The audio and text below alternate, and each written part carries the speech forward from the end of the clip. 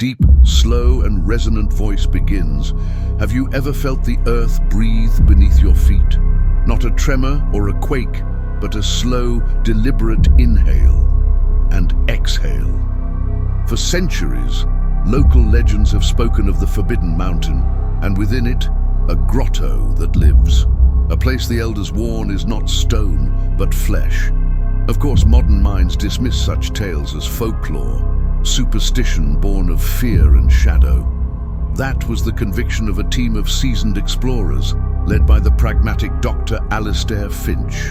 Armed with geological sensors and a healthy dose of skepticism, they set out to demystify the breathing cave and prove it was nothing more than a natural phenomenon, a trick of wind and temperature.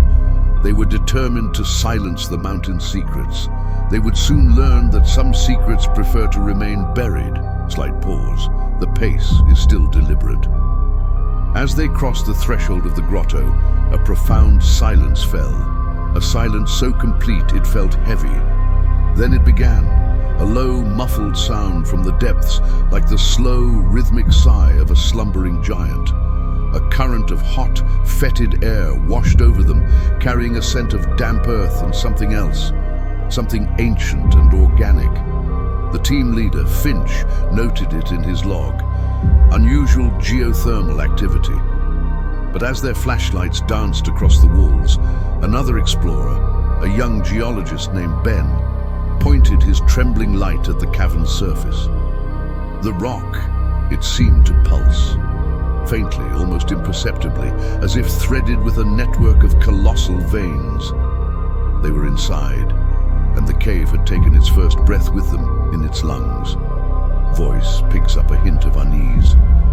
Deeper they ventured, their initial confidence giving way to a creeping unease. It was Sarah, the linguist of the group, who made the next discovery.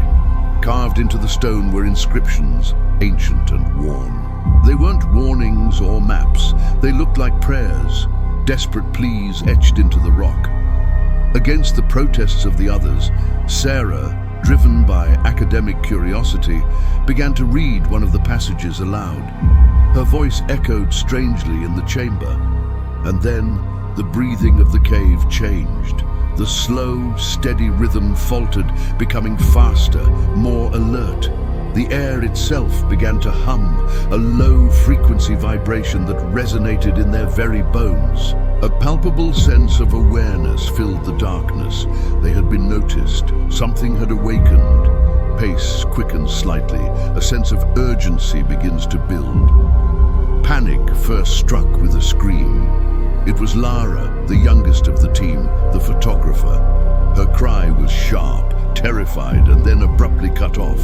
The team rushed towards the sound, their lights cutting frantically through the darkness. They found the tunnel she had been in, but it was empty. All that remained was her equipment, neatly placed on a rock. Her camera was still on, its red light blinking in the gloom.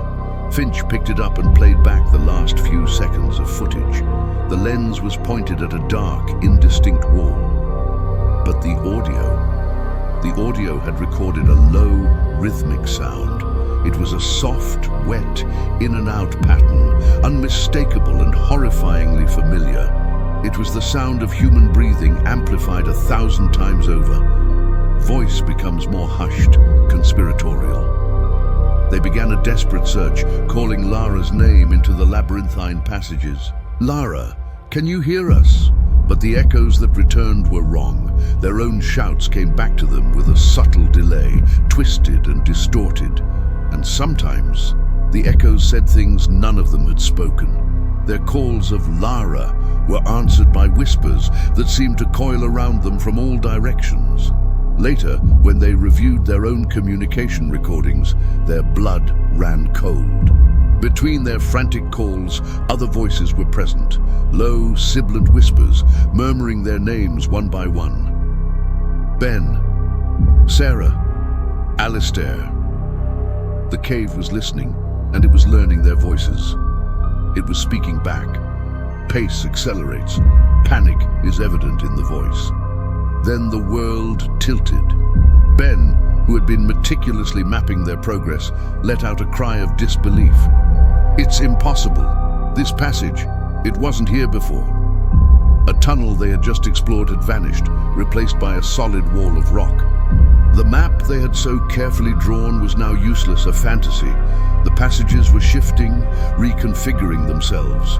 The ground beneath them began to vibrate more intensely, a deep, grinding tremor that suggested immense weight being moved just below the surface. They weren't just lost in a cave, they were trapped inside a living, changing maze. The walls were closing in, the hunt had begun, and they were the prey. Voice is now breathless, rapid. Fleeing through a newly formed passage, they stumbled into a vast, cathedral-like chamber. In the center stood what looked like a colossal rock formation, glistening wetly in their flashlight beams. But its shape was too organic, too symmetrical. As they got closer, they saw the texture. It wasn't rock. It was a thick, leathery membrane stretched taut over a massive ribbed structure. It resembled skin. Overcome by a morbid fascination, Finch reached out a trembling hand and pressed it against the surface. He recoiled instantly, his face a mask of pure horror. It's warm, he stammered, and then they all felt it, a slow, powerful, rhythmic thud vibrating through the floor. Thump, thump, thump, thump. It wasn't a rock formation. They had found the cave's heart.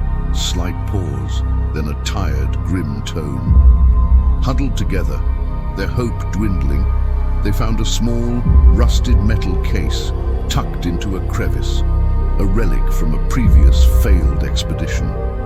Inside was a battery-powered audio recorder. They pressed play. A weak, raspy voice, gasping for air, filled the silence. It spoke of the shifting walls, the whispers, the pulsating heart. And then came the final chilling revelation that shattered their last vestiges of sanity. "We were wrong," the voice croaked. "So wrong. The cave, it's not a place, it's not a geological wonder. It's a creature, a living organism. And we are being digested. Everything that enters is slowly broken down, absorbed, becoming part of it. They weren't just trapped, they were food." Voice is now frantic, filled with terror. They ran. There was no plan, no direction, just a primal need to escape. But the air grew thick and heavy, like trying to breathe through water. The ground shuddered violently as the breathing of the great creature quickened, its rhythm turning into a hungry, excited panting. Their flashlights flickered and died one by one, plunging them into absolute, suffocating darkness. The only sound was the monstrous breathing, now punctuated by screams. But the screams weren't coming from them. They were coming from inside the walls, the echoes of past victims in their final moments, a chorus of the damned. They were inside the belly of the beast, and it was closing its throat. Voice drops to a final, trembling whisper. Only one piece of footage survived, discovered months later by a rescue team that found the cave entrance had vanished, sealed by solid rock, as if it had never been there. The video is short, filmed in the dying light of a single flashlight. It shows the face of the last explorer, Dr. Alistair Finch, his eyes wide with an insanity born of absolute terror. He's trembling, weeping as he whispers to the lens, a final warning to a world that will never understand. "She's alive," he chokes out, tears streaming down his face.